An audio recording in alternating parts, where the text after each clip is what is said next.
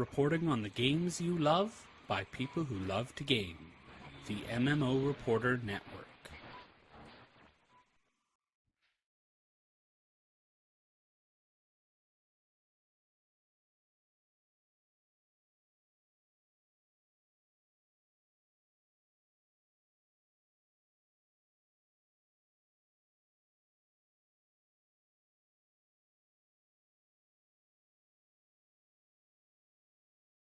You're listening to LOTRO Reporter on the MMO Reporter Network, brought to you by Audible.com. Get a free audiobook download at audibletrial.com/MMO Reporter.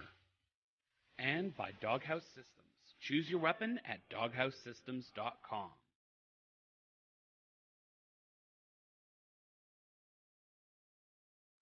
Welcome to LOTRO Reporter, episode 286. I'm your host, Cari, and I am joined this week by none other than, it's not the Minion Master himself, but by at Almazar. Hey, Chris! Welcome back! Hello! Hello, chat room. Hello, everyone. I'm so happy to be here. How are you doing, Cari? It's just so cool to be here. I'm just fantastic. We haven't recorded in a couple weeks, but I'm so happy to be back. We have some big news that we will have to be talking about. Yeah. Some really, really big news. It was quite dominant. I'll talk about it when we talk about what we're doing, but I was streaming and it was quite dominant in the chat. Yeah. Yep. Yeah. So, why don't we? I'm excited to talk about what I've been doing. Why don't you talk? Can I talk about what we've been doing? Because I'm excited. Oh well, we got rid of that segment. We talk about sheep. No, go ahead. Talk about what you've been doing. Ladies and gentlemen, welcome to Sheep Reporter, where today we will be talking about shearing techniques for the New Zealand variety of sheep that we have here in British Columbia. Absolutely. No. You see, the important thing that you have to do. Okay. Yeah. Sorry. I'm sorry, Cari. No, go ahead. And 30 seconds into the show and I'm already derailing it. That's okay. It's your network. Go ahead. Yeah. I did kind of something kind of cool today. I decided that I was going to stream some LOTRO. Oh, very cool. So I was up early this morning, and I got to streaming because I'm sorry, I feel so horrible, I had yet to get to level 100. I had never done it. So I decided I brewed some coffee. I worked really, really hard, got the stream all going, and I started working my way through Gondor. And it was quite the wondrous journey as I watched the beacons alight on top of the hills. And finally, as I handed in that last quest, I hit level 100. Woo! Congratulations, Chris. I am the champion. Actually, I'm the last person in the world to hit level 100, so I don't know if I should really be bragging. Well, has really, Bill honestly. hit 100 yet? I don't think Harry's 100. I think he might have, actually. Oh, okay. I'm not sure. But probably, because he just beats me at everything. Okay. So that's just the way things work. That's the way our relationship is. I think I'm doing better. And then Bill's like, no, I did that 3 weeks ago. Oh, that's too bad. Yeah. So, yeah. So that was it. I also went to Weatherstock, which was a lot of fun. And we both sort of took turns streaming. Right, yep. For a little bit. Yep, we did. And had a really, really good time doing that. It was a good show, great show.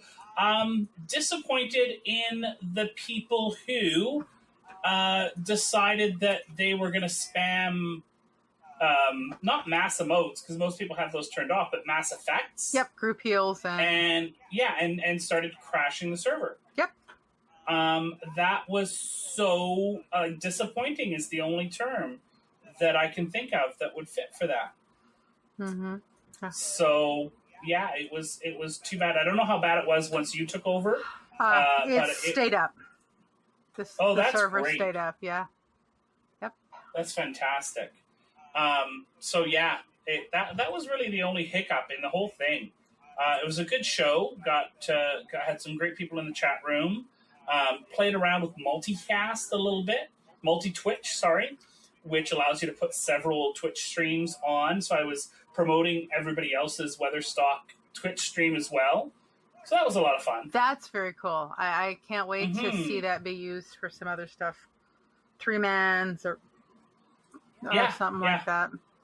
Yeah, no, it was really, really cool. I have to say, I was not disappointed by, and I'm being slightly sarcastic here, by the fact that I'm this epic hero who has gone against the Nazgul and stupid Sarah Oakhart, stupid slow jerk, and I have beaten all these people, and then I'm doing like fetch quests. Yeah.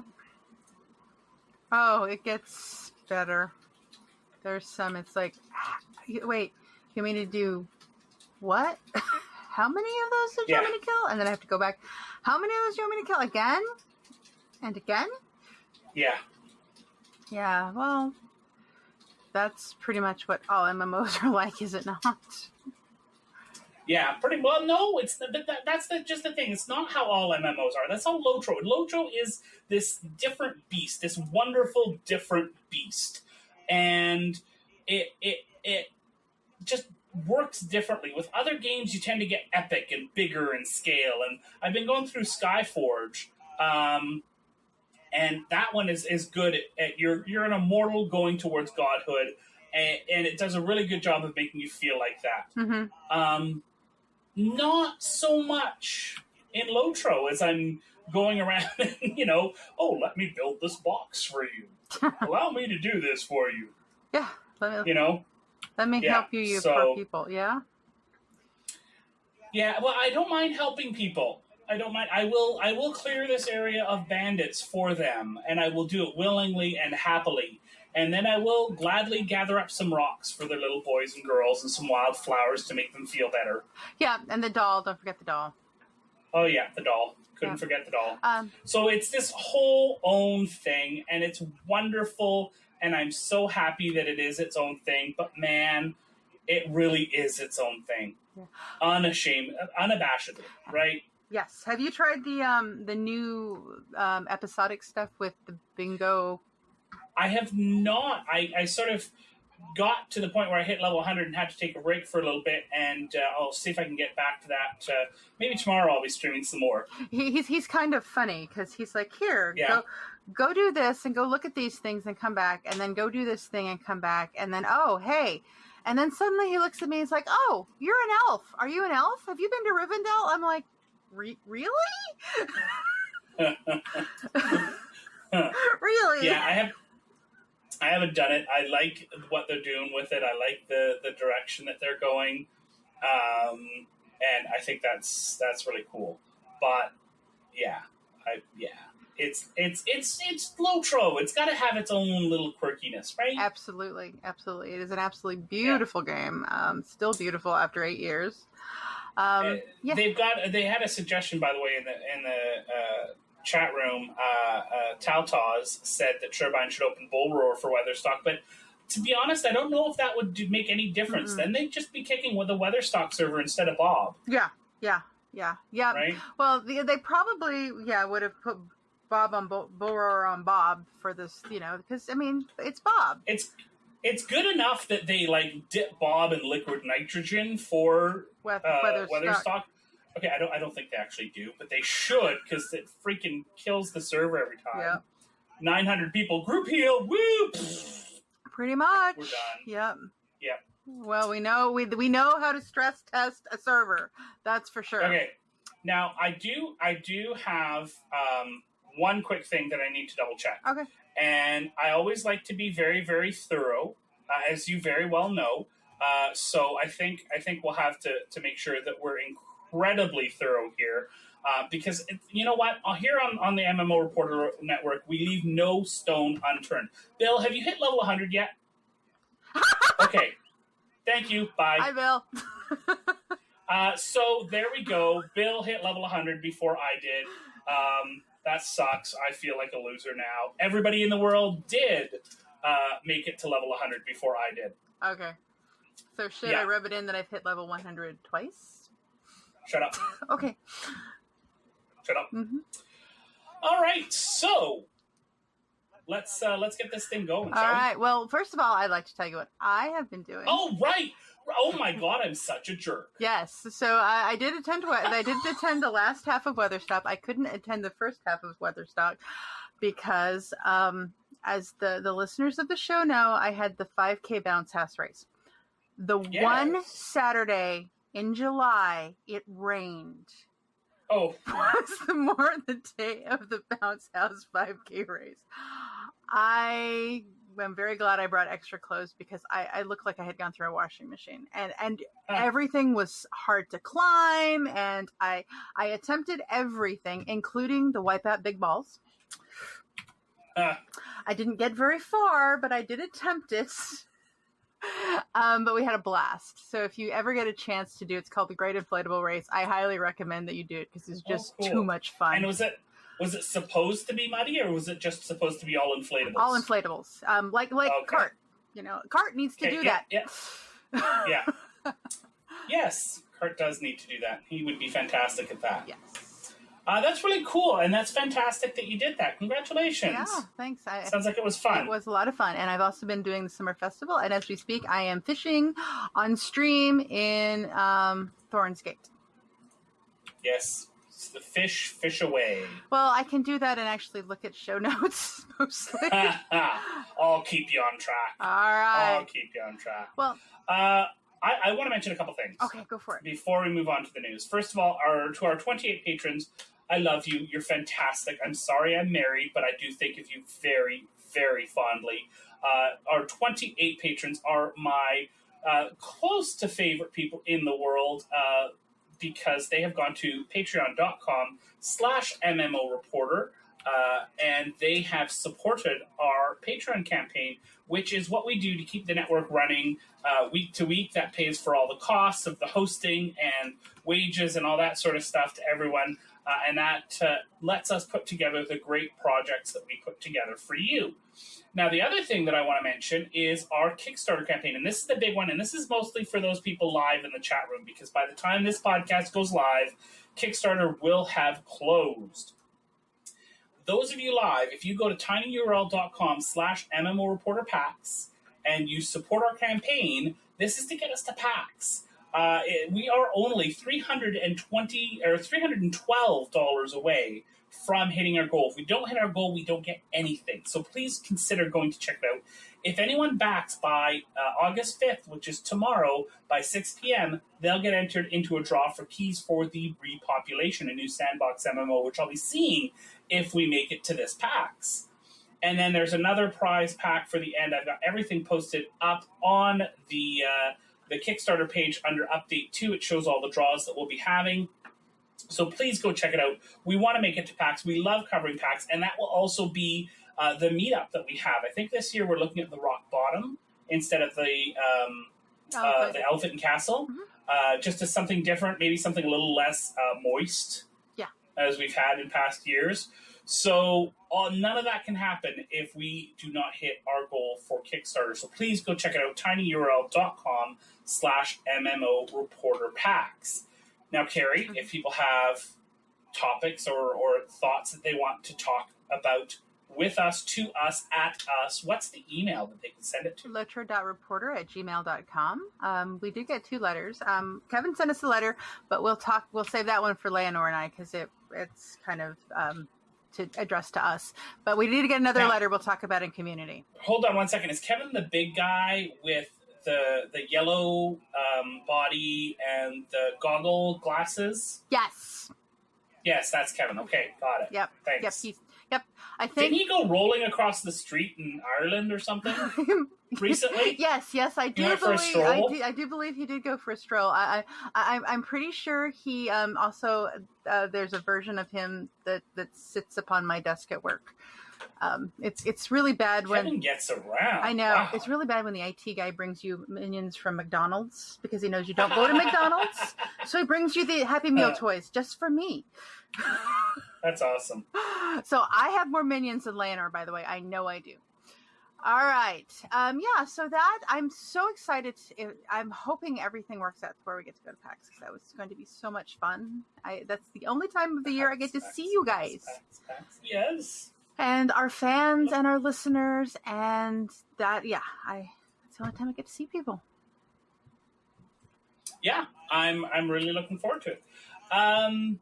Let's move things along. Yeah, let's talk about news. So we just got a little bit of news, just a little. Yeah, let me do the transition.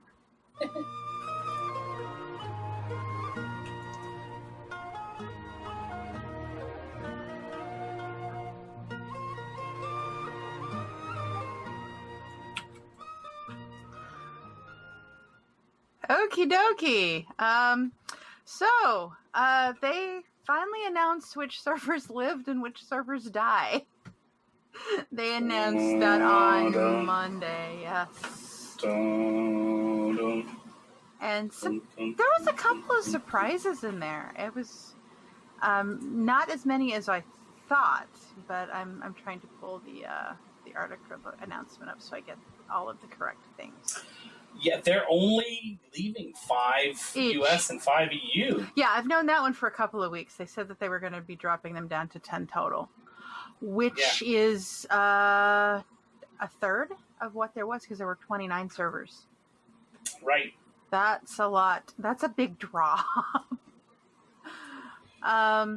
So the surviving ones in, I don't know if this is a particular order or not because they're not alphabetical, is Arkenstone, which kind of surprised me that Arkenstone was staying. Crick Hollow, Landreval, which we kind of knew was a given, Gladden, and Brandywine, which we also knew was a given. Yeah. And then on the EU, it's Beligar, Guahir, Siranan, Laurelin, and Evernight. And Beligar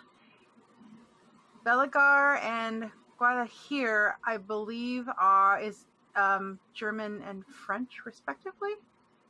Right. Beligar and Guadalajara are both German. One's an RP server, one's not an RP server. Siranen's French. Laurelin's the RP server, and then Evernight is the other English server. So basically, 2 English servers, 2 German servers, and a French server. Yeah. Which has caused no end of screeching. Well, here's why I think this is a bigger deal than it is in any other MMO. There is no other game that has the type of community in this world that out there. Right. Nothing else exists like it. This is the closest you can get to a Second Life MMO. Because people create and roleplay these lives in here, which, yes, it happens other places, but it's not such a core tenet of the community as it is in Lord of the Rings Online. Right. Exactly. Right? And so this is going to be, in my opinion, a much more painful experience than it might be somewhere else. In DDO, they're closing servers, they're merchant servers. I don't think that was as big of a deal as it is here because things happen on Winfola that don't happen other servers, right? Right, and you have and people may have picked a specific server for less drama, the unofficial Oceanic. I mean, there's a lot of reasons that people pick a server. They each had their own particular flavor, and those are going to be lost, unfortunately. Yeah. And while you might have had a couple of servers in WoW, for example, that had, like there was one server in WoW that was all the ERP, right, in Moonshade or whatever it's called, right outside the main city for the humans. But there weren't other servers that had the non-content related events like Lord of the Rings Online does. Mm-hmm.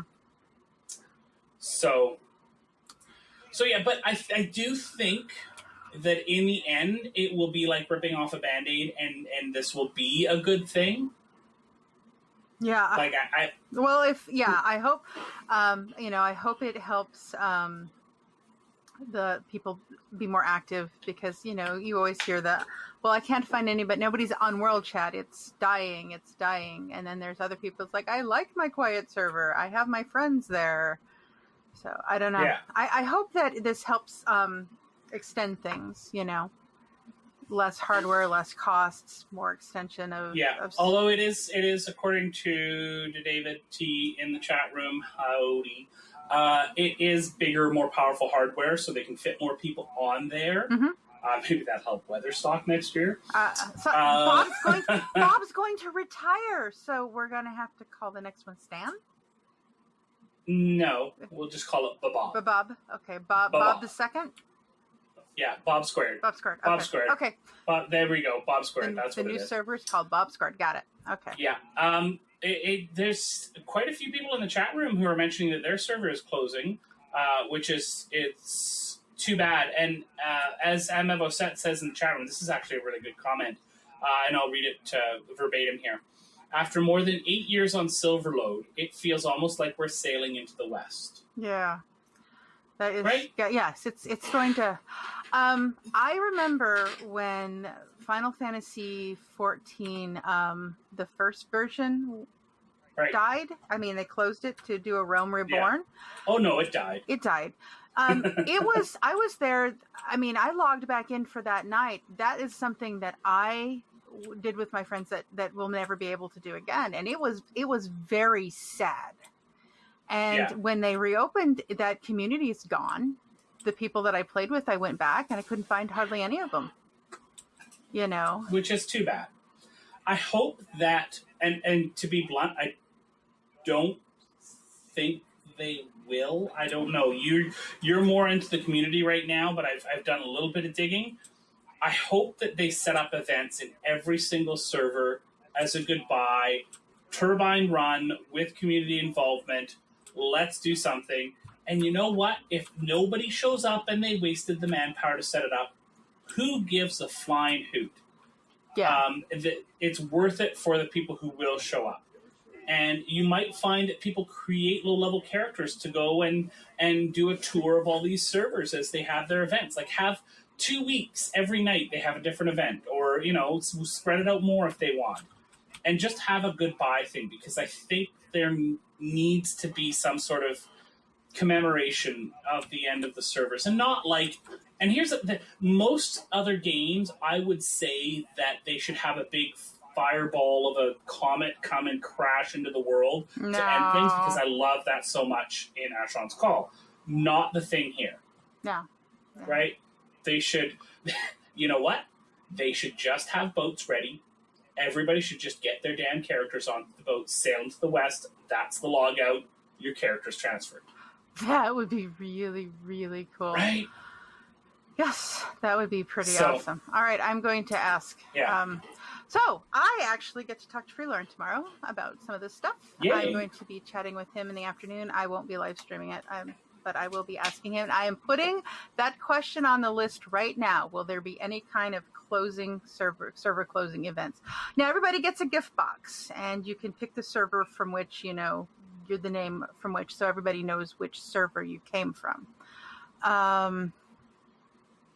But that would be kind of cool. And I don't know though how they're going to. That's another question I'll ask. Are they closing them all at once? Are they closing them as the transfers, as they open for transfers? They talked about that in the forum post about it. Okay, yeah, it's pretty dense that I was reading. Right. So on August 3rd, they're going to announce, and they have, email to all the characters notifying them the beginning of the world closures. All characters will receive a gift box, and so they're going to be opening up transfers. It's going to be free. Yep. So starting right now, they're starting with moving to Bull Roar just to test things, and then later in August, they're going to allow transfers to the 10 worlds, the 5 US, 5 EU. Mm-hmm. And then October 1st, it's paid transfers. And starting in the new year, you won't be able to play on those servers anymore. You'll still be able to see them. And move your characters. Move your exactly. Yeah, moving your characters from there, but you won't be able to create characters. And I think I read, and I'm gonna get clarification on this, that I think the way I read it was that the first server transfers that are starting on the 10 worlds that are staying. So they're going to open up those first, except for Brandywine. Brandywine will not be open until they move to the new server tech, because they're afraid they're going to kill it. And then the order that they're listed in the post is how they're going to open them for transfers. So unfortunately, the ones at the bottom, and I'm guessing it's reverse population order. I think I saw somebody say something about that in the chat. Well, Gladden is bigger than Landreval? Wow. I don't know. That surprised me. I do not know. That's why I was reading the list going, huh. Brandywine.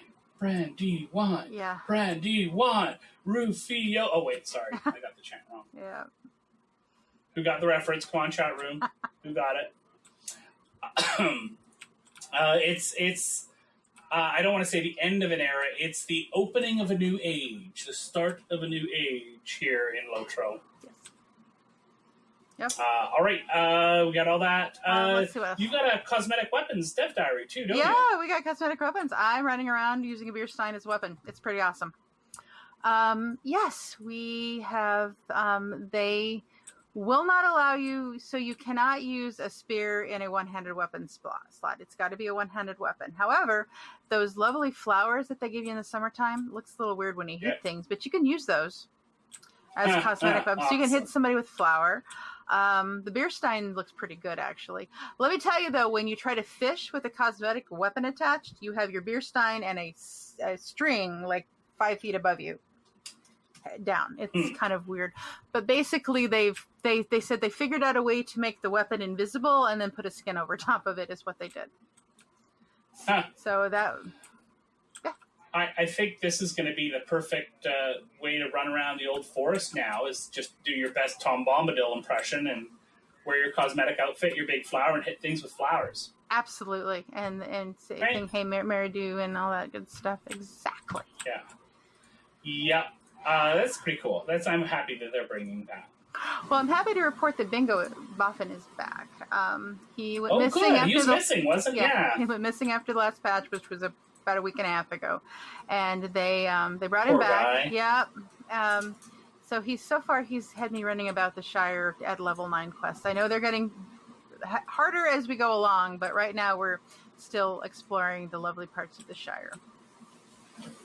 That's fantastic. I have yet to go through his storyline. I'm excited about it. But I have to say, I keep thinking in the back of my head, well, do I want to wait and then just, binge it? And, pretend it's on Netflix and just do every episode in one night, right? I don't know, because I like episodic content, but I also like knowing, what's happening right away. So, I don't know. Yeah. I'm probably leaning toward binging it.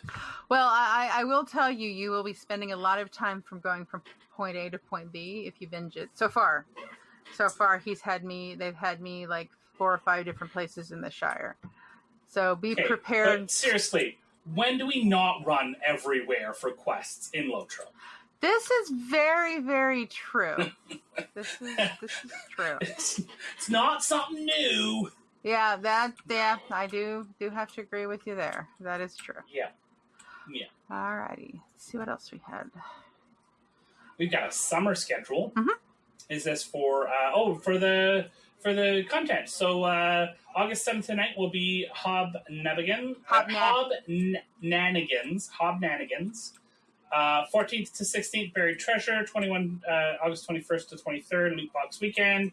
And then 28th to 30th, 25% Skirmish Mark Boost. Yeah, I never do get very many loot boxes in the Loot Box Weekend. I don't know why. I think Laner gets all the luck with those. Huh. Yeah, but Cool. so no news on the next festival, because this is the summer. So I think, isn't there like a farm fall, and then farmers or farm. Yeah. Anyway, they've got the height of the festival season is coming, because I think pretty soon it's going to be a festival every 3 weeks or so. Oh, wow. Yeah. Awesome. Yeah. And I am happy to report, Chris, because you probably have not seen them. Yes, they are blanket horses, but they're more interesting blankets. Oh, yeah. Yay. Can you feel my finger twirling around as I go, Yay. I know, but some of us like the horses. So. Yeah. Yep. Yeah. All right. All right. Shall we move along to Did You Know? Yes.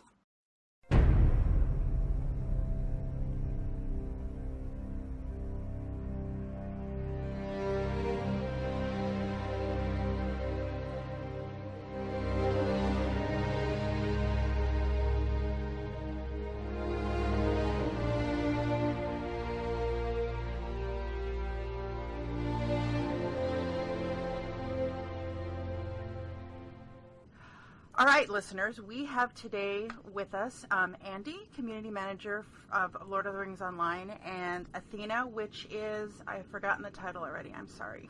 Executive Producer. The Executive Producer. So, Athena, let's start with you. So tell us a little bit about your history with Lord of the Rings Online.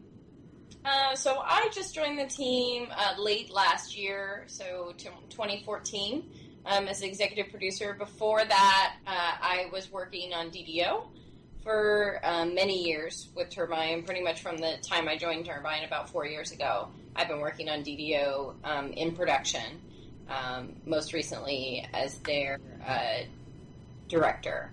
So, yeah, that's my history so far with LOTRO. It's fairly recent. Okay. But I have been playing the game since beta. So I have characters scattered. I even spent some time living in the UK. So I have characters scattered across both regions of our servers. Okay. And Andy, how about you? I've been here since the game launched, and actually got to play it before it was Lord of the Rings Online, back when it was Middle Earth Online. Came in, and early on I was the PvMP community manager, and then jumped off to do other projects after a while of doing that, and then just recently came back on when there was an opening, and I've been a player pretty much off and on the entire time, given depending on what I was working on, but I've been pretty much part of this franchise since its beginning. Okay. Yeah, and so I reached out to you guys because we've got some big changes coming, and I thought we'd take a few minutes and just hear from you guys about what the changes are. So I know you've had some dev diaries about the world closures. Can you kind of give us a verbal overview of what that plan is? Sure. So we've kind of come to this point at which we've gotten an opportunity for Lord of the Rings to basically move ourselves onto a much better data center, which is basically the location in which we house all the servers and the data that is our game. So we've gotten this opportunity to move ourselves into a better location with, and in process of doing that, all better hardware and software. And once we decided that we were going to go ahead and go through this effort, we really took a look at the populations on our servers. The players had been talking a lot about how they felt like they didn't have enough people to play with when they would log on some of the smaller servers, and so we really took a hard look at that and decided that while we were doing this transition physically, that it would probably be best for the community and the service as a whole to go ahead and reduce the number of worlds that we had down to a more reasonable level as well, especially with the new hardware that we'll be putting them on. So we've reduced down to 10 worlds that will be remaining. I don't have the list at hand, but it's definitely on all the articles that we've posted up. These worlds we've chosen based mostly on which worlds would be less disruptive. Right. What's the least number of people that we can disrupt in this transition? So mostly these were chosen by population. There were a couple of other factors involved. Different play styles, for example. the RP server. I think we have 2 RP servers and 1 roleplay encouraged server that were saved. And of course, we wanted to also make sure that we maintained our language servers. So we have servers in which we encourage people to speak in German and French, which are the 2 languages that we localize in other than English. So we made sure that we had those servers covered as well, those communities covered as well. So basically, that's the summation of how we got to that place, and so we're now at these 10 worlds, 5 worlds in the U.S. and 5 worlds for the EU community, and we started Bulwaror testing this week of the new transfer service. In this whole thing, we decided to build out a whole new service for transferring your characters that you can do directly from the launcher rather than the old service which was on a website. And in the process of doing that, we also upgraded the things that can transfer with you. So previously you were limited on what might actually go with you to another server. But now with our new service, we've pretty much covered the entire basis of all the things that your character owns and all the things that are shared across your account, as well as kinships. We now have the ability to move kinships from one location to another. So with all of these new features, we decided it definitely needs to go through a little bit of testing just in case we ran into any kinks or anything. So it is currently available on our Bulwaror test environment. So anybody who downloads the Bulwaror test client, once they load up their client and they see the launcher for Bulwaror, they'll see a transfer button there, and they can basically use it to copy right now any of their characters from the live service, and they'll see all the things that get transferred over. They can also copy all their account items in that selection area. So we will have that up on Bulwaror for probably a couple weeks, just to make sure that there isn't anything scary on there. There's a couple of things that people have pointed out already that we want to do a little bit of polishing on. And then once we feel like that's in a good solid state, then we'll go ahead and turn on the next phase, which is basically to send out in-game mails to everybody about what's going on, and then turn on the ability for the folks on those 10 remaining worlds to kind of redistribute.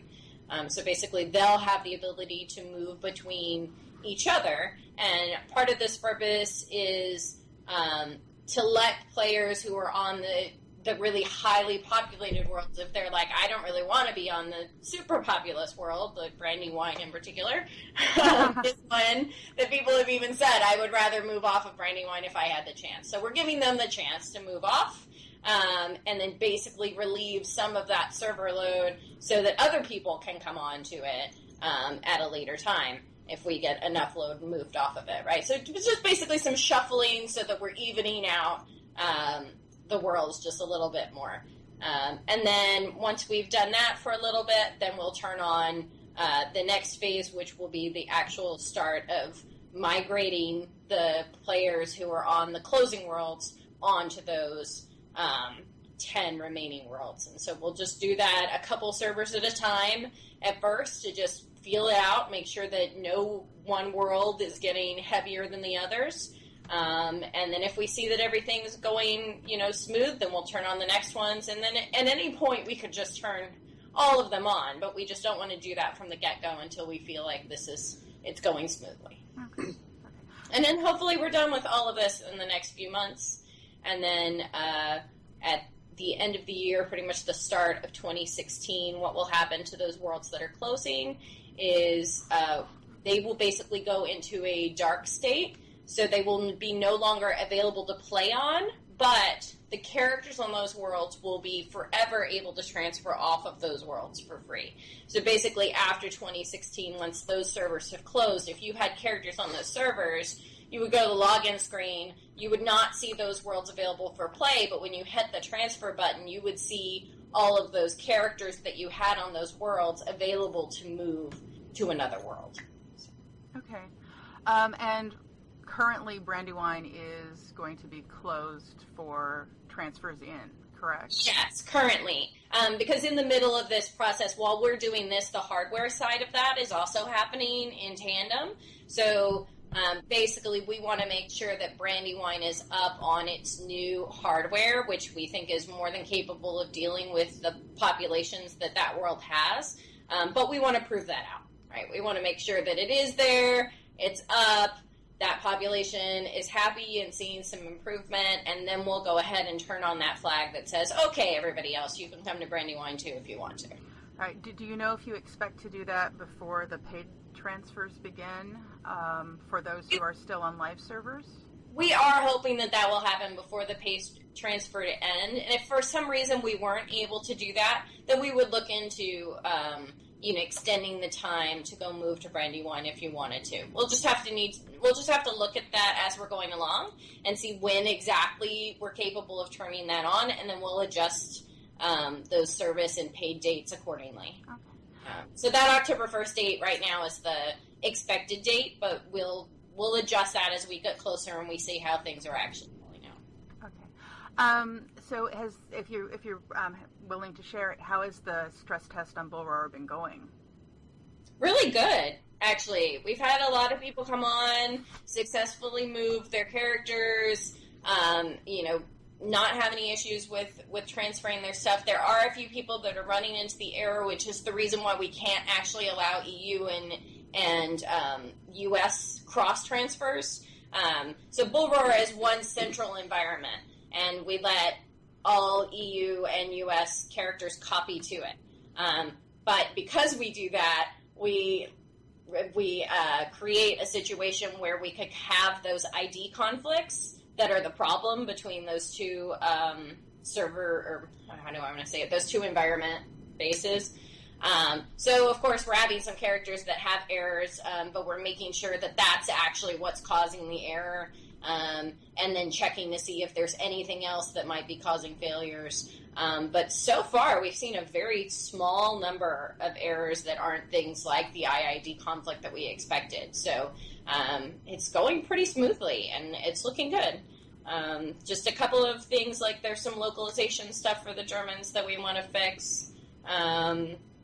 But, other than that, I think it's going well, and it's quick, right? And people are seeing their characters come through in under a minute in most cases.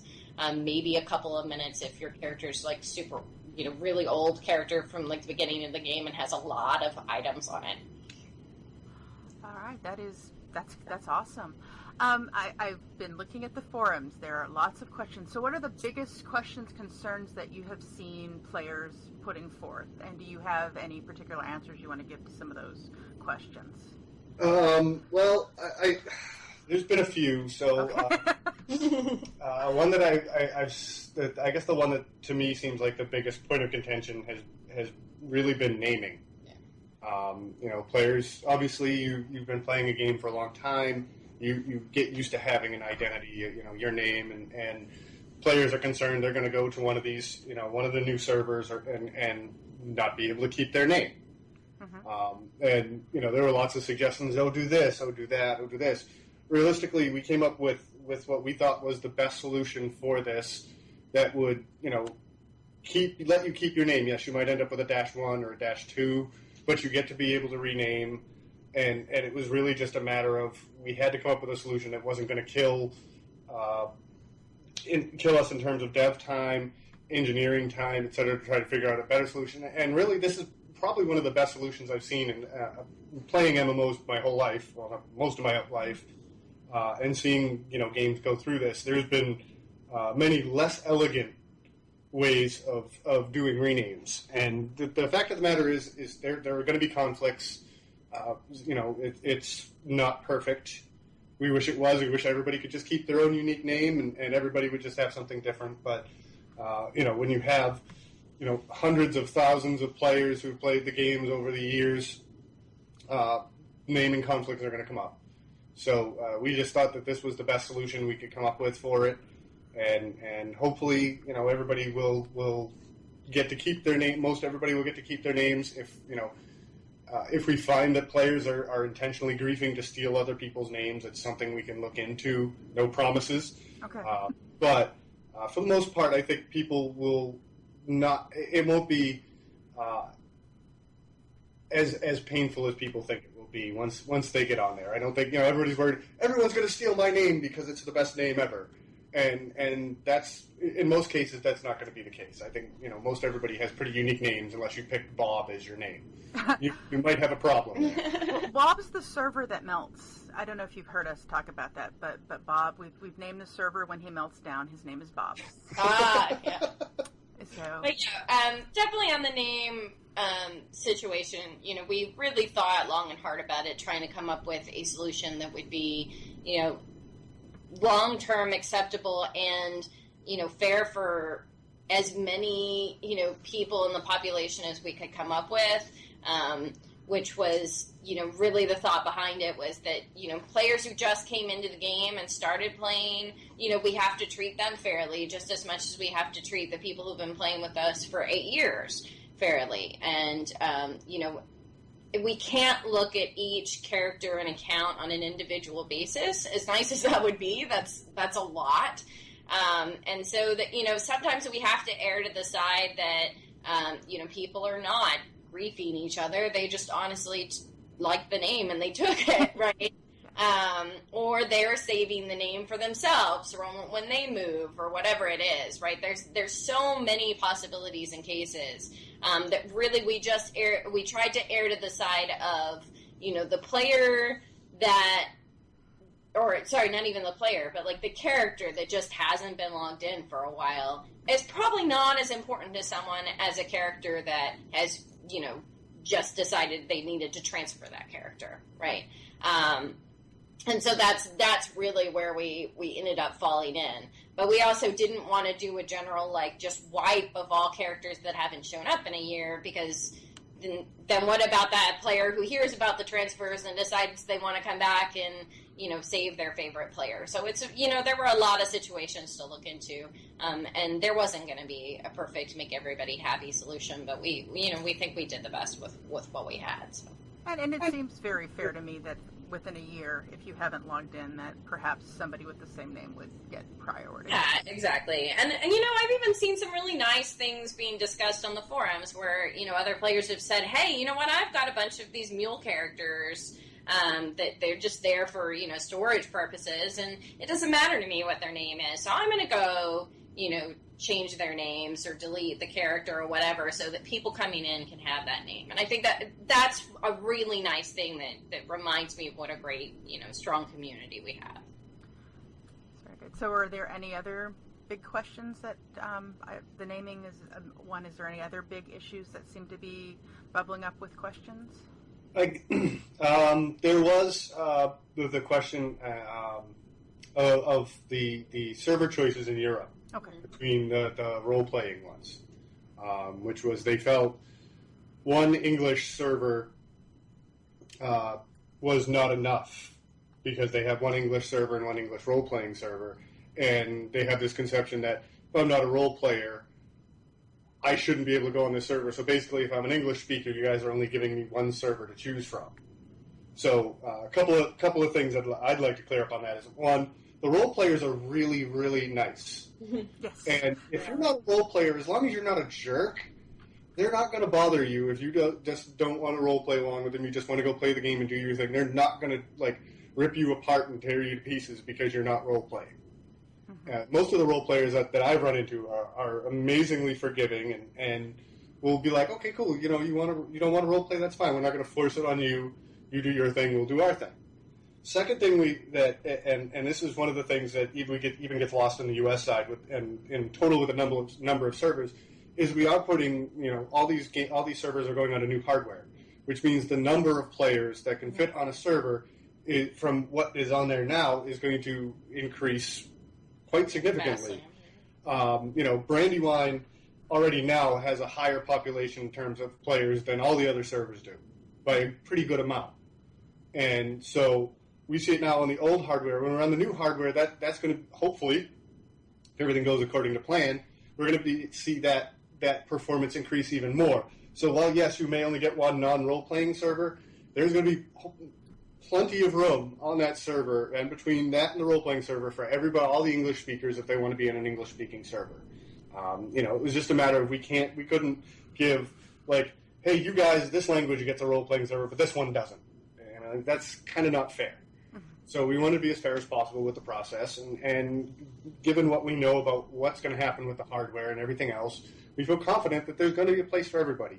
And if for some reason you do want to go to the role-playing server in English-speaking because you think that the non-role-playing server is going to be too busy, the role-players aren't going to throw you out.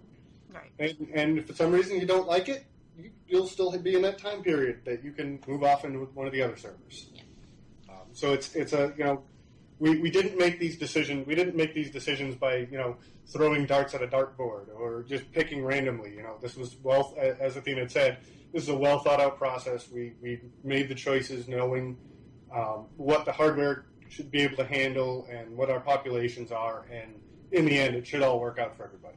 And two things on that. For one, just to illustrate how powerful we think this hardware improvement is. At one point during our testing of it, our internal, load testing of it, we were considering even the ability to go down to 2 servers. Oh. That's it. 2.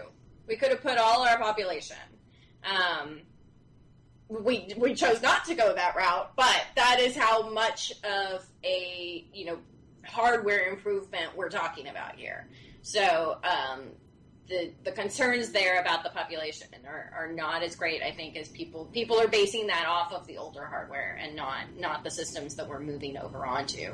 And then the other thing was the concern that we chose to keep 2 English servers and 2 German servers and 1 French.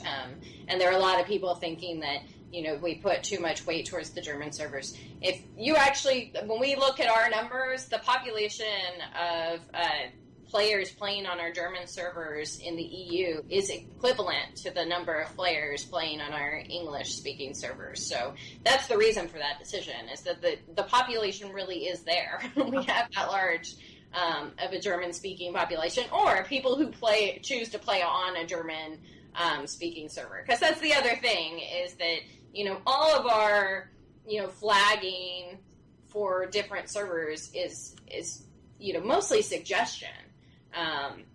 When it comes to servers that we flag, English versus German, it doesn't mean that that is restricted only to people living in those regions or only to people who speak those languages. It's just a suggestion for folks who might want to play in German all the time. This is going to be the primary language that you would see on that server, but it doesn't mean that you're not welcome there if you don't speak German. And we were talking last night on our show, and we were wondering if you guys had plans to do any kind of world closing events. We suggest putting everybody on boats and sailing into the west. So while we really like the idea of those world closing events, the problem with those events a lot of times is that the excitement of them is giving players things that they can't, that would then be unbalanced if they took them to another server. Mm-hmm. And we want to make sure that players can take their characters and all of their things with them. So we won't exactly have an end of the world event, but we are giving out gift boxes that will commemorate the event and allow players to commemorate their home world, as it were, with cloaks and titles, both for the regular characters as well as the monster player characters. And then the other thing is that what we really want to do is make the party more about the place that you're moving to. So the other benefit of us moving down to this number of servers is that it gives us the opportunity to run more live events. So this is something we're really excited about. It was one of the reasons that got us super excited about slimming down the worlds a bit, is that it gives us a chance to come in and have the GMs come in and run, fun live events and parties on the worlds that are remaining. So you definitely see an increase in the number of those happening as the year wraps up, and we're going through this process. Well, that sounds like a lot of fun. Mm-hmm. We hope so. Yeah. Speaking of monster players, there is a new PvMP map. I know my co-host Leonor is ecstatic about this. So how is that going with are people mostly happy, or? Yeah, I think there was. I think people are mostly happy. I mean, it's always it's always a toss up. I've said for as long as I've been doing this that PvMPers or just PvPers in general are some of the hardest people to please. There's always going to be something that could be better, and I think that's that way with any game, but especially PvPers because you're inherently competitive. You always want to win. So we think the map came out and everybody it's a new area. It's the population of a great. I mean, on a couple of worlds, when we initially launched, we actually hit the caps of how many people could be on those worlds, so people couldn't actually even get in and play, which is something we haven't seen in a long time, which was great. It was pretty exciting when there's 300 people in one area fighting each other. That's I mean, there's no other game does that. No other MMO does that, where you could just go in massive 300 person fights, and so that's really exciting. So yes, we're definitely seeing the excitement. We're seeing people playing out there, enjoying it. We've been getting some feedback. The team has been looking at the feedback, and we'll make adjustments where they need to be. But the big thing right now is we just let the dust settle on it. Let everybody out there get playing, do all their things, and then when time comes, we need to make fixes. We'll make them.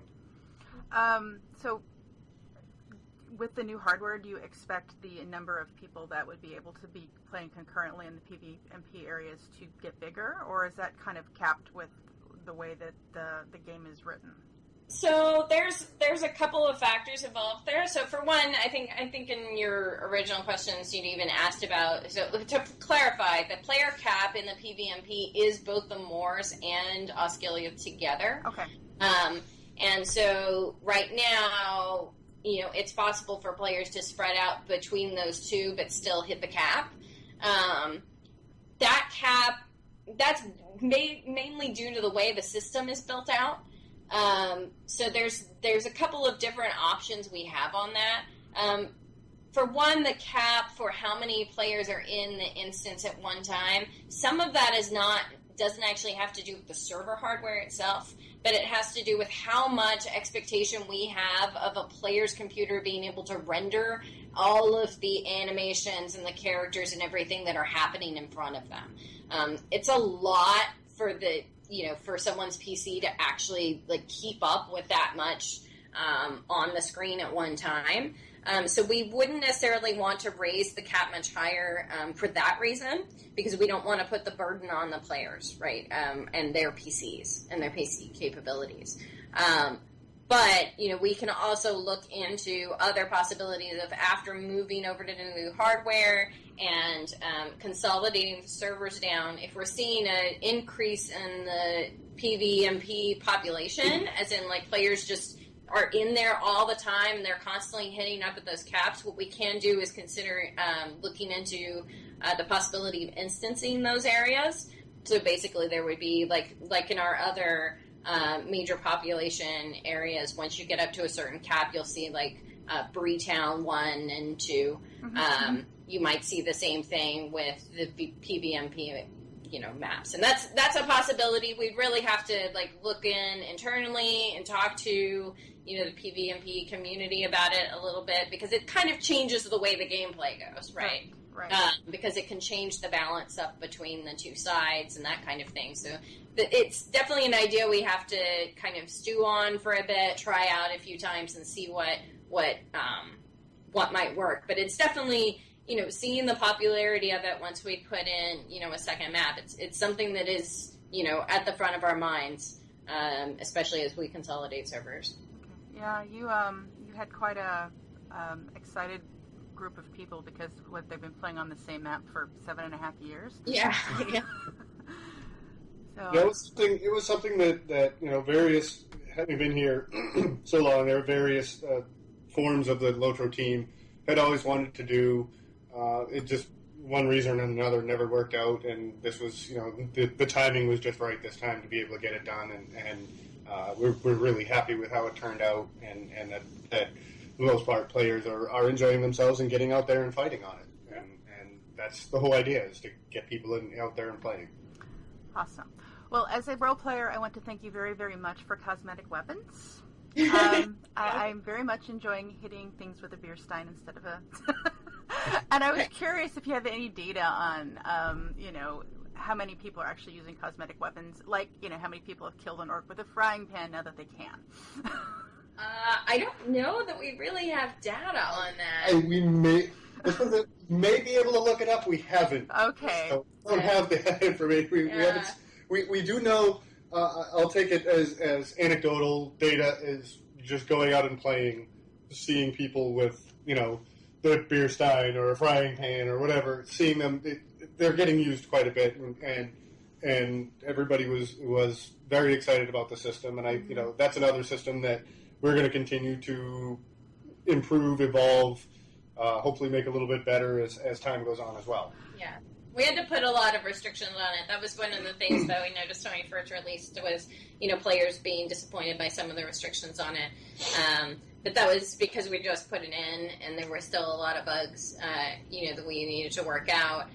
So basically every, update, we should be able to tweak it a little bit here and there until it's, it's really the system that I think we'd all love to have. So definitely in the next, patch we'll have a couple more bug fixes in there. But yeah, I was super excited that when we figured out how to get it working, and it turned out as well as it did, because it definitely feeds into the feel of Lord of the Rings and the community and the love of role play in this game. So we needed it. Especially with if I have an entire wardrobe, why can't I also have an armory? Exactly. All right.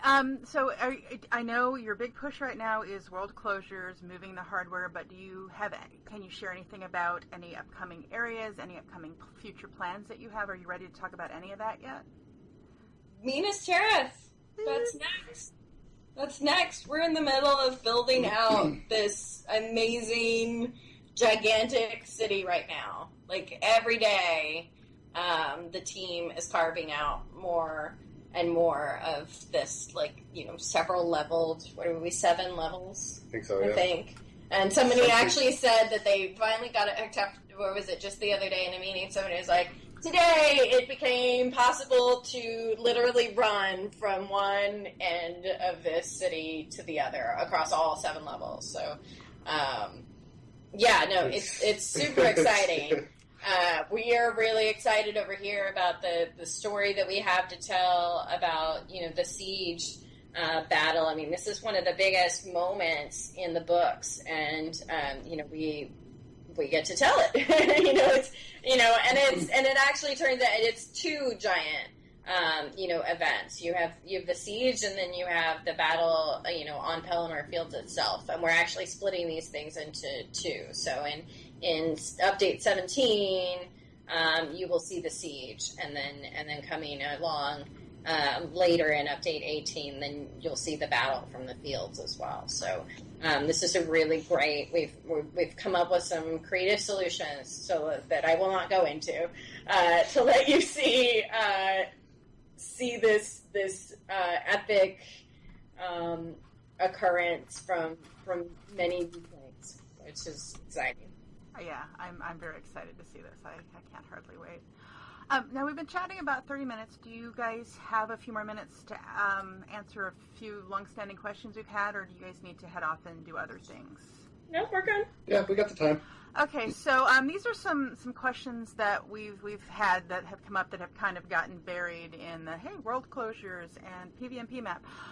So we understand, Rift and Cardoon are considered classic instances, but do you know are you going to have any plans to scale Moria or Isengard up to level 100? Not currently. I think it's something that we definitely think about, and we keep in the backlog for things to consider. But I think right now we're more focused on pushing the storyline along, because we still have a lot of, the main storyline that we want to cover. But it's definitely something that we look at every time we're, in between these major, world and story pushes. So it's not necessarily off the table, but I wouldn't expect it in the short term since we have these other giant things to tackle at the moment. Yeah, and from another standpoint is as easy as it sounds to just scale it up, just make things harder. Yeah. That's not actually how our system works. And it's a bit more complicated. It came down to the same things with Rift and other things. It's just not a matter of putting harder NPCs in. That's just not how our system, unfortunately or fortunately, however you look at it, how it works. So to go in and do scaling on this is basically like, do we make new content or do we spend time scaling this old content? Because it basically comes out to about the same amount of work. Okay. So, to reiterate on what Athena said, right now our goal is moving the story forward. So we think it's more valuable just to take that, if we're going to spend that amount of time working on content, let's make it new content and stuff that progresses the story. And I thank you for that.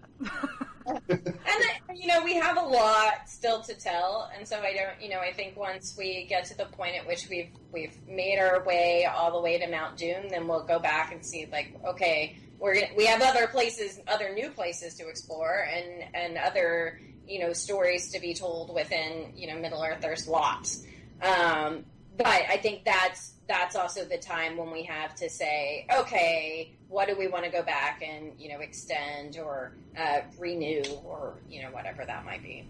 Okay. And when the latest instances came out, it seemed that the loot system had gone back to the original system and not the everybody gets something system that had come out at some of the instance clusters. Do you have plans to switch that system at some point, or? I don't know if we're always looking at the loot system, and to be fair, the loot system is a very broad term, because in quests and dungeons it's one way, in an instance it's another, in a skirmish it's another, in an epic battle it's another. So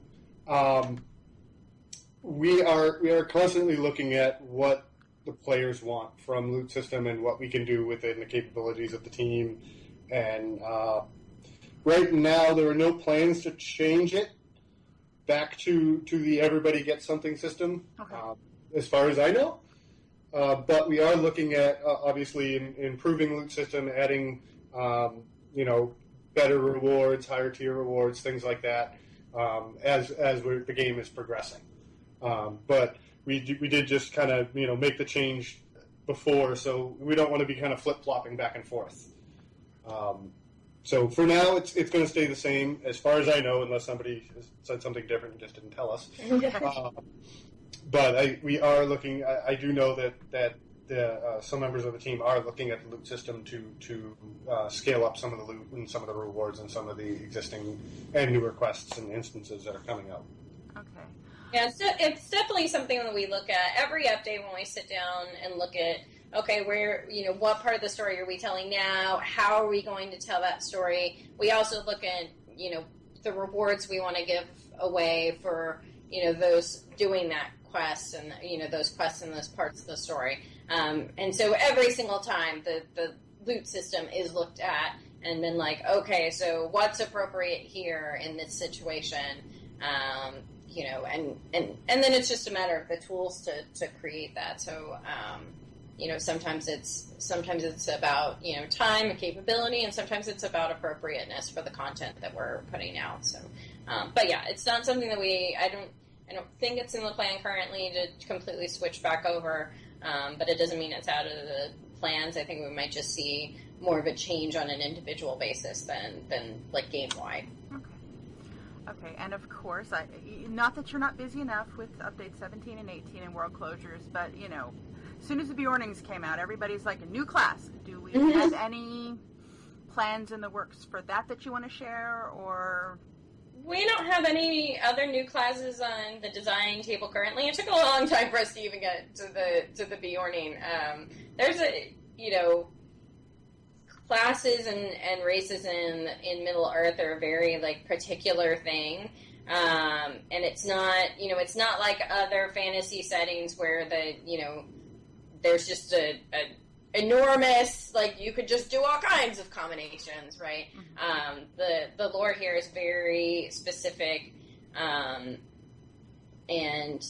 it takes a lot to work with it and make sure that we're staying within what's appropriate to that world. So I don't see us jumping over to a new class anytime soon.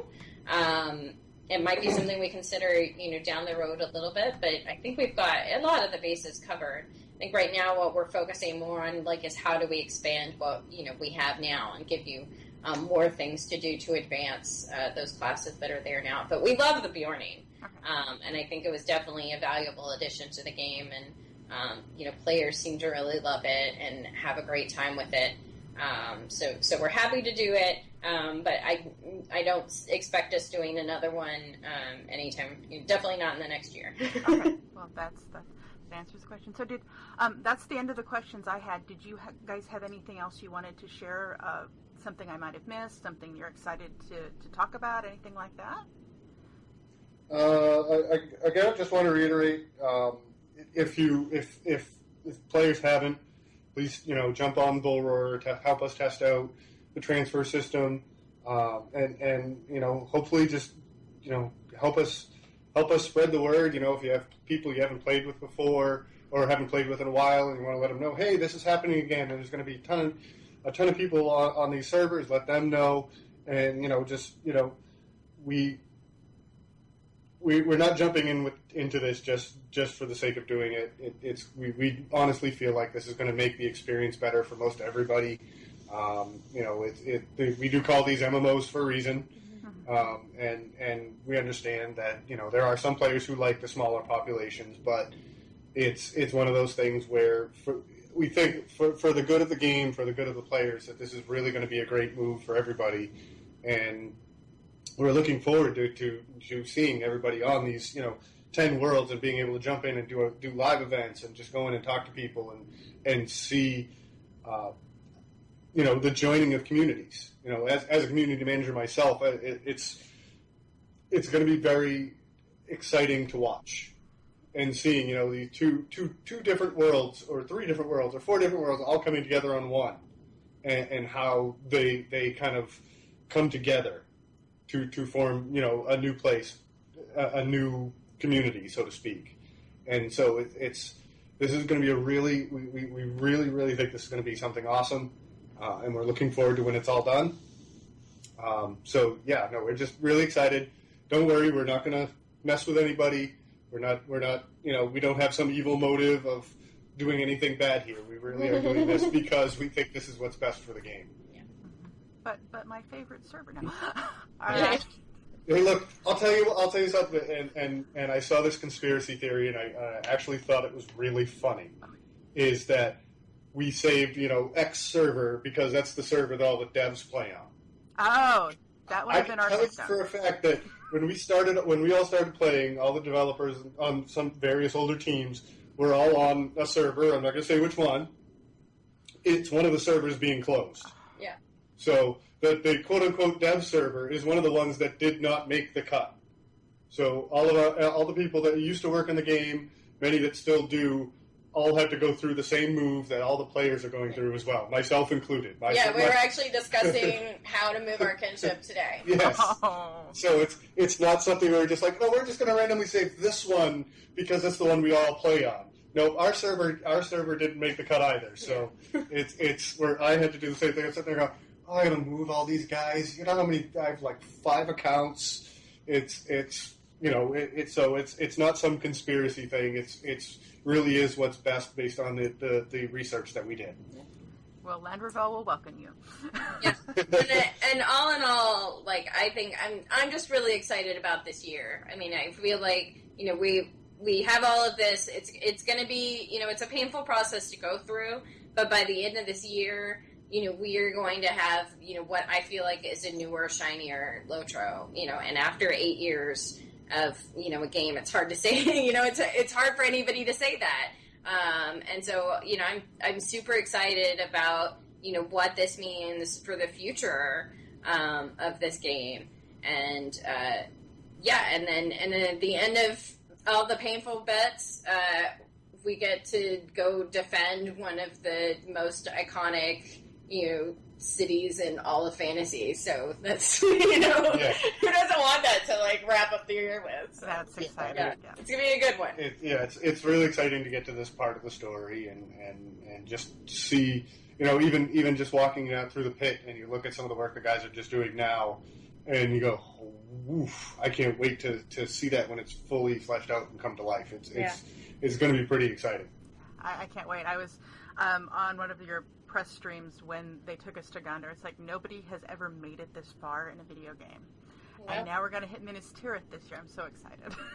Yeah, no, it is really exciting. And again, all I'd say is kind of to jump on Athena's point is yes, it's going to be a little stressful for a while for people. But, we went, I'll be blunt, we went 8 years before we made the decision to have to bring some of the worlds down and consolidate some people. It's not many games make it that far before they make this decision. So I think that says a lot about our player base and the work that the various teams have done, that we made it, 8 years before we had to finally make the decision, okay, given the hardware that we're going to get and given everything else, let's make this situation just a little bit better for everybody. So it's going to be a little bumpy, a little painful, but in the end, we are very confident that this is going to be a much better experience for everybody in the long run. Worth the payoff. Yes. Wonderful. Well, thank you guys so much for taking the time to talk to me today. I really enjoyed it, and I'm sure that our listeners are going to enjoy hearing some of the reasoning behind and some of the questions that you answered. So thank you again so much for talking to us. Well, thanks for having us.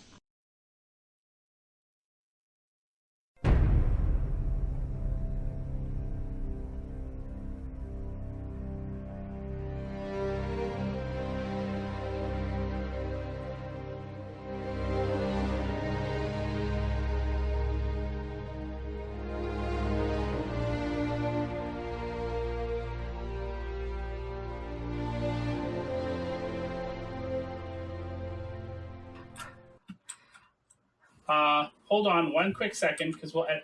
Oh my freaking God! I love you. What? I love you. I love you. I'm sorry. I don't mean to say it, but I love you. We are now fully funded for our Kickstarter. Yay! Yay! Oh, that is so I love awesome. You. Woo! Yay! You're fantastic. Now, should we talk about our stretch goal? Do we mention our stretch goal? We have a stretch goal. What's our stretch goal? Our stretch goal is to have local editing. So if we can, let me pull up the doc here, just because we're live here, and I'm so excited. Oh, that is so awesome. Woohoo!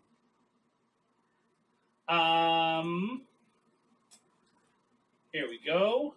I just got to get the amount. And I don't, it's really late into here. I don't think we're going to hit it, but we do have if we hit, I believe it's 5,000. We're going to have local editing. Leonore will be able to make it out and edit all the stuff locally, as well as having a meetup video. So I'll have to get on that tonight to get that out there. Yeah, absolutely. So that will be exciting. Thank you so much. I am flabbergasted in the most wonderful way possible. Yes. Woohoo! Oh, right. Wow.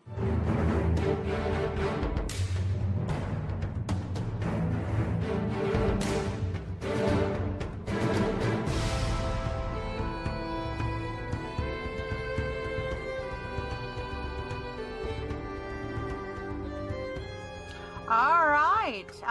So in community, we had Weatherstock a couple weeks ago on June 25th. It was pretty awesome. We streamed it. We talked about that earlier in the show. So the final tally of people attending Weatherstock was 945, which is more than last year, which was 930 something, I think. So we are getting dangerously close to 1,000 people on Weatherstock in one layer on a server. No wonder it crashed. Yeah, no kidding. It was awesome. The music was really well done, well organized. They did really well for all the problems that they were having, and none of the problems were caused, unfortunately, by just poor tech or poor planning. All of the problems were caused by poor judgment. And by that, I mean the jerks who kept on using their group heals. Yep. That is unfortunate, sad, mean people. I do want to mention, and I'll throw a link in the video here, that I got a video. I grabbed the stream video of me loading into Weatherstock and having all the characters slowly come in to rendering. It was freaking awesome. So I'm just grabbing it now. And I'll throw it in the show notes. Yeah, because the dwarves first show up, and then the elves and the humans and the hobbits, like one race at a time. And they'll show up naked, and then they get their clothes. Yeah, it's just, it's really cool. So go check out the video if you want to see it. It's a really cool way that happened. I'm saying cool a lot because I like tech stuff like that. It's like how the architecture works. Yep, that's pretty cool. Mm-hmm. I have one thing I'm trying to. I hope it doesn't like auto start playing. I have one more thing to throw in there. What I'm trying to do that and like be really cool and stuff. I got an email, and the Harnkegger games are coming. Oh, first of all, we need to tell you who won Weatherstock, just in case you missed it. That's kind of important. So the Lonely Mountain Band Cup, which is the one that the Lonely Mountain Band members vote on, the Remediators won. The Rolling Kegs are second, and then the Starlight Orchestra was third. Yay. And then for the Free People's Choice, which is the one that everybody votes on, the Remediators also won number one. The Rolling Kegs were second, and Die Marsterbaden von Brie was third. Congratulations to all the winners. That's really, really cool. I'm really happy for all of you. Yep, that is, and I know they worked so very, very hard on this for like a long time, and are very, very passionate about it. Mm-hmm. Congratulations, and to the organizers too. Yeah, it takes a lot. There's a lot of behind the scenes stuff with and Wrangler. They call them Wranglers and all kinds, and whole teams to get you there and everything like that. Yeah. There's a new video series coming out called Middle Earth Lore that I put a link to. I see. Oh, you know what? We got tweeted that, didn't we? Yeah, we did. We did. And I watched it for a little bit, and it was, I haven't had a chance to watch the whole thing, but it is really awesome. That's really cool. I'll have to sit down and watch it. First episode is a nice bite-sized chunk of 13 minutes and 47 seconds. Of the Shire, of the beautiful, beautiful Shire. Yep. And then the Harnkegger games are coming. They, Candrel of Durin's Folk wrote us and asked us to mention this. It is coming August 31st through September 2nd, 2013. There will be 15 events, and the prize is 30,000. Prize pool is 30,000 turbine points.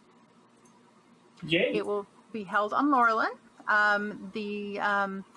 The link is harnkeggergames.simplesite.com. Link is also in the show notes, so you can take a look. They have things like Harnkegger races, a fire jump, broken bone race from Thorns Hall to Needle Hall, Gondaman sprint, a sparring contest, a fishing contest, a riddle run, an axe. I don't know how you throw axes in Archit, but okay, an axe throwing contest, a Breeland drunken merchant race from Archit to Bree. That sounds pretty cool. Mm-hmm. Yes. So I'm trying to see. There are TB codes and gold available. Well, that's fantastic. Nice of Turbine to support a great player-run event. I remember hearing about this every year. So it's really, again, this doesn't happen in other games. So really fantastic that this is happening in LOTRO. Can you remind me, sorry, which server is this happening on again? Laurelin. It's the RP server. So please no stinky socky pants or something showing up, because I'll get a little upset with you. But, if you have a lore-appropriate name. And I don't believe that this one is limited to dwarves. There's a couple of them they would prefer that you be a dwarf to show up at some of the events, but that's okay. They'll let you. Yeah. So Laurelin is an EU server, in case you're wondering, but it is English, right? Yeah, Laurelin is the English and is the only RP required server. There you go. Yep. All right, so go check that out. Now, I would be happy to mention our wonderful sponsors, and we have these two because they're such fantastic coupon codes for you to use. We get a lot of requests for sponsorship that we turn down, some chunks of money because they're crap.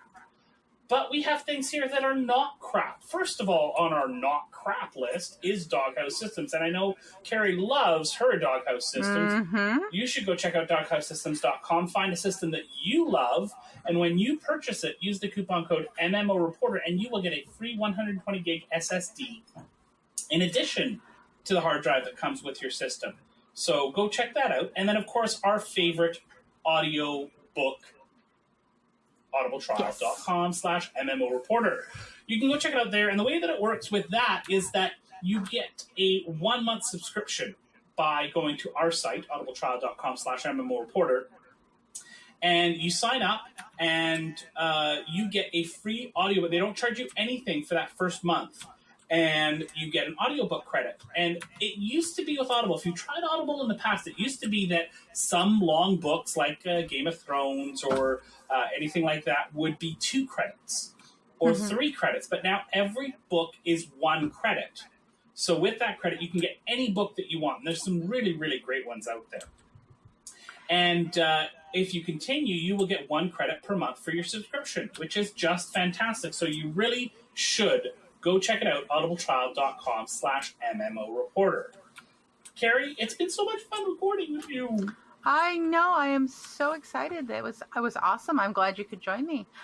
So I'm going to tell everybody how they can get a hold of us. So you can send letters like Kevin and did, which we'll talk about next week, and Canderel of Duran's Folk. You can email us at lotro.reporter@gmail.com. You can tweet us at LOTRO Reporter. You can check us out on Facebook. Just search for LOTRO Reporter. Our Facebook page has blown up like crazy recently. I'm not sure what's been going on, but we're getting lots of likes. It's because you're posting awesome stuff on there. Yeah, I hope that's what it is. You can also leave us a voicemail at 616-666-6778, or you can use the widget on the right-hand side of the screen when you visit the site. And I understand Bill has said if as long as it's less than 50% swears, somewhere around there. They will put it on there. We'll bleep it. Okay, looks like the widget has gone away. So you just 616-666-6778. Yeah. All right, you can also check us out on YouTube. You want to be sure to subscribe to us on YouTube, especially since we're going to PAX, at youtube.com/user/MMO Reporter Network, because that's where all of the stuff, all of the videos that we do for PAX will be first. So you want to be sure to be a subscriber so you get notification of when they go live. You can also be sure to check out our website at LOTROReporter.com, and be sure to follow us on twitch.tv/MMOReporter. So you know when we go live with our live streams and our shows, and who knows what random stuff people will decide to stream. Yeah. Yep, you can follow me on Twitter at @TheCariMac. It's TheCariMac. Of course, you can tweet at Leonor at Leonor, LAYANOR, but he will probably mention socks when you do it, so you might not want to. And Chris, if they wanted to follow you on Twitter, how would they do that? Well, my personal account is at Almazar, ALMAZAR, and of course, at MMO_reporter is the MMO Reporter Twitter account. Yes. Do you have anything new and exciting you want to tell our listeners about for the network besides going to PAX? No, there's Crowfall Reporter has just started. That's a PvP-based game. It's still pre-alpha, so we're starting early here, but myself and Bill and our friend Matt are all really, really excited about that show. It's just really, really... Oh, That's go ahead. Matt Cart, right? Yeah, Cart. Okay, Matt. okay. And so we're really excited about that. That's really coming together really, really nicely. So that's really cool. And you can check out, we've done a few episodes of First Report this summer, looking at Skyforge, looking at Guild of Dungeoneering, and a few other things. So go check it out. We'll have a new one. We'll actually have a new, I don't know what I'm going to call it yet, but my son, one of my twins, has gotten really excited about all the stuff that we do with computers and stuff like that. And he wanted to record, so we recorded the two of us playing Rocket League. So I'll put that up on YouTube too. If you can all watch it and say like really awesome comments, it would make him ecstatic. So I'll let you know when that's live. Is this the same twin that joined us in Wildstar last time, or the other twin? No, that was the youngest one. That was Puppy Laser. This Puppy is Laser. Fireball. Oh, okay. Yes. Okay. Yes. All right. So that's pretty much it. Yep, that's it. All right, everybody. I want to thank you so much for joining us and listening and downloading the podcast. And as always, we hope to see you in game.